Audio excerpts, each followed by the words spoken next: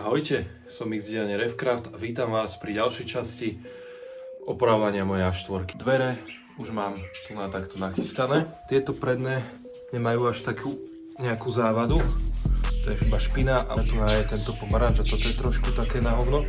Ale tieto zadné sú viac katastrofické, kde je toto vlastne celé prehnité.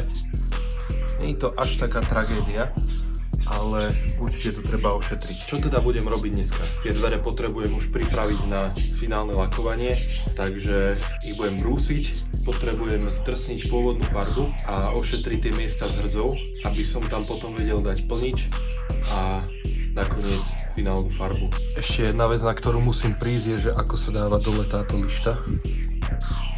Takže to bude ešte zaujímavé. Vec, ktorú idem skontrolovať je stav tých spodných líšt na dvere, ktoré mám ešte stále na aute, aby som zistil, že či sú použiteľné a môžem ich namontovať, alebo sú nejak poškodené a treba mi zaháňať ďalšie.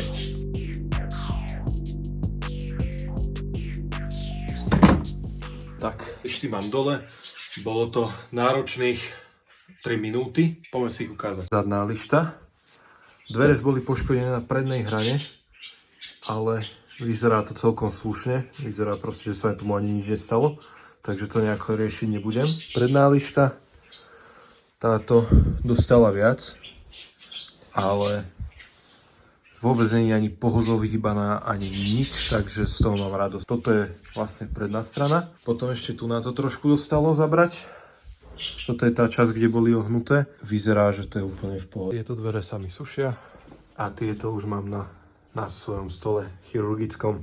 Budem ich zdrsňovať takouto brusnou rohožou. Vážne len jemnými pohybmi by som mal dospieť k matnému výsledku.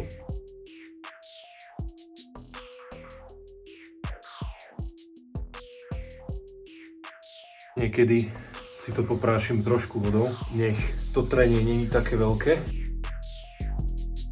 Potom si to utrem, nech konzistentne vidím, kde mám matné a kde máme ešte lesklé. Táto časť už je celkom v pohode, povenujem sa ešte tej kľúčke znútra. Táto spodná strana, to bude katastrofa. Samá hrdza, to nemôžem nejak tak. Stále je takýto pomaranč, dal som mu trošku šalátu.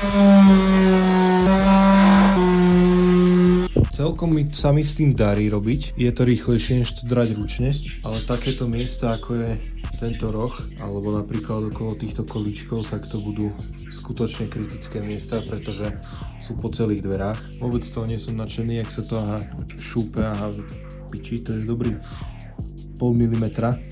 Čiže aby to nebolo ešte treba tmeliť, skúsim to zlúpať a uvidíme čo ďalej. Po dôkladnom zistení treba dvere pravdepodobne vyvárať. Bomba.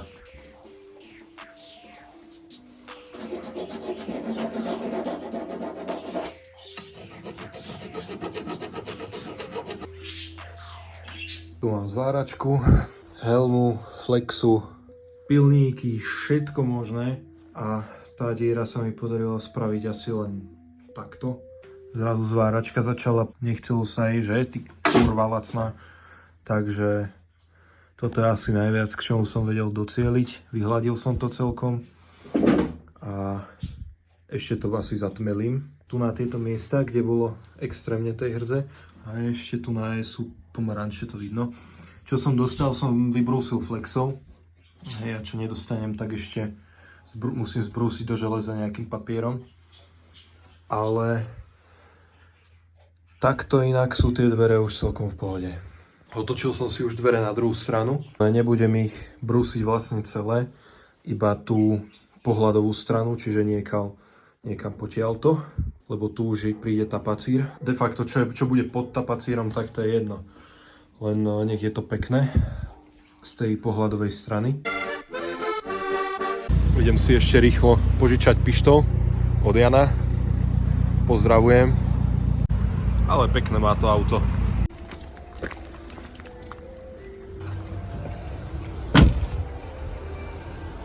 To je dôležité si prečítať, dámy a páni. A ideme mi pekne na to. Tu mám vlastne ešte predné dvere. Potrebujem ich úplne zbaviť hrdze a pripraviť na striekanie zajtra. Som si kúpiť tento tmel. Bolo mi odporúčené, že tento je spoľahlivý takže musím sa pozrieť na to miesto, čo som zváral a trošku ešte pretmeliť. Tak to máme. Asi ešte prebrúsim trošku, lebo to úplne nie je dokonalé. A potom tomuto sa potrebujem povenovať ešte týmto veciam, lebo tieto pomaranče tam nemôžu byť, keď to začne rásť. Tak to bude úplne dojedenia. Tu na ešte taký kúsok, čo by sa hodil prebrúsiť. No a tak. Začnem asi tým tmelením, lebo nech mi to poriadne zaschne a potom zajtra nech to je hotové už.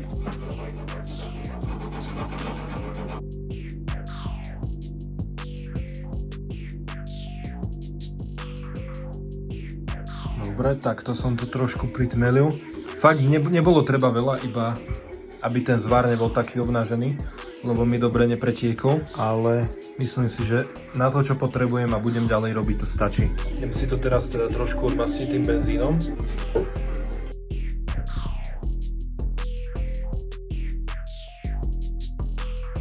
Toľko to bordelu z toho zišlo, páni moji. Tak a teraz, keď to nemáme už žiadne lesklé miesta, tak začína tá najhoršia časť a to zbaviť sa tejto hrdze.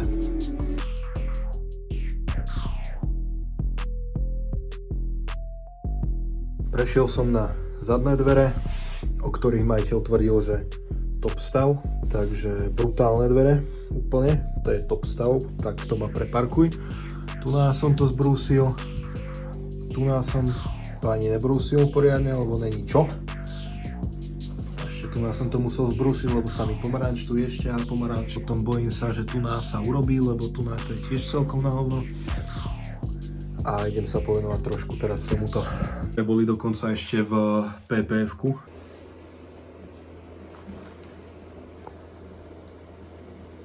O čom som nevedel, brúsil som povrch dverí a potom som zistil, že to je fólia, teda moja žena to zistila. By som si to fakt asi nevšimol, kým by som to nešiel striekať, že mi farba nedrží. Takže som rád, že top stav je top stav naozaj.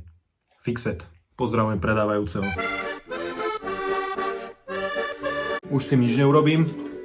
Už to mám tu nastolené na mojom chirurgickom stole v dielni. Takže musíme s tým iba ďalej pracovať, no čo už. Táto horná hrana sa mi celkom podarila s tou brúskou vyčistiť do železa, ešte to prejdem pár razy. Ale čo idem robiť s týmto a s touto dierou tu tak to je zaujímavé. Veľmi zaujímavé. A samozrejme ešte tu asi celý tento kút. Bo tu to tak práchnivie už tiež, to aj vidno na videu. A ešte tento pomaranč. Dobre, už mi to tu krásne schne. Akože nagrcal som to tam kvalitne.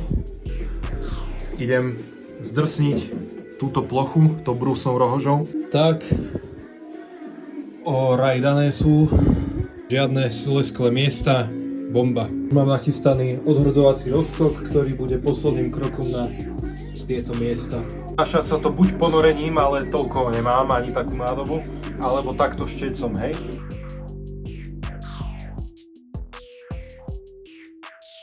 Ak si videjko dokúkal až sem, tak ti veľmi pekne ďakujem. Ak sa ti páčilo, daj tam like a nezabudni na odber, pretože v ďalšom videu ideme striekať. Čaute.